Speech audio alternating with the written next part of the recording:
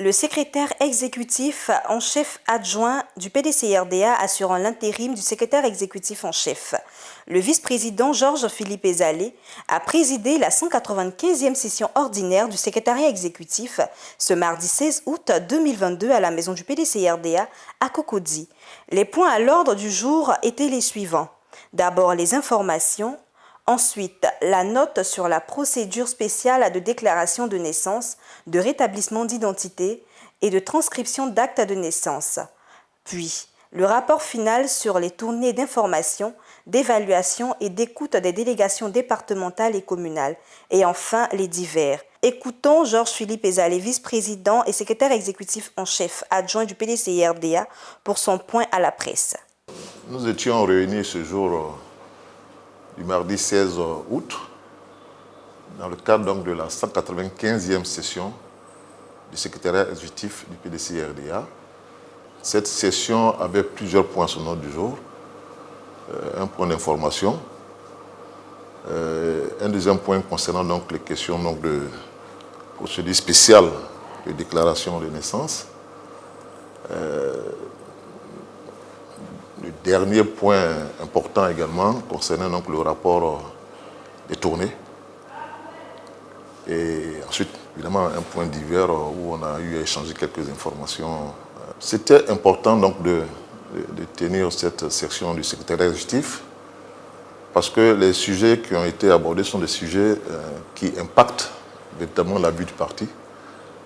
Et, notamment au titre des informations, il a été question donc d'examiner l'organisation donc du bureau politique qui a été annoncé pour se tenir le 15 septembre à venir à Daoko. Évidemment, des personnes, des secrétaires exécutifs ont été mises à la tâche pour donc faire un travail sur ce dossier-là. Ensuite, au deuxième point, nous avons eu donc à aborder cette question importante de la procédure spéciale de déclaration de naissance, de rétablissement d'identité et de transcription donc d'actes de naissance, qui est un dossier éminemment important parce que nous nous sommes rendus compte qu'il y a beaucoup de nos militants, effectivement, qui n'ont pas d'acte de naissance ou de jugement supplétif, alors que ce sont des pièces qui sont importantes pour la suite. Certificat de nationalité, carte nationale d'identité, inscription sur la liste électorale. Et donc il était important donc, dans le cadre de la procédure spéciale qui a été mise en place par le gouvernement lui-même, qu'on puisse voir comment nous allons donc aborder cette question-là vis-à-vis donc de nos militants. Donc, un mode opératoire a été également donc, discuté. Toute la chaîne donc, de communication sur ce dossier a été préparée.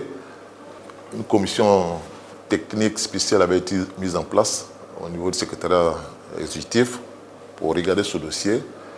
Et donc, ce sont les conclusions de ce travail-là qui ont été examinés aujourd'hui.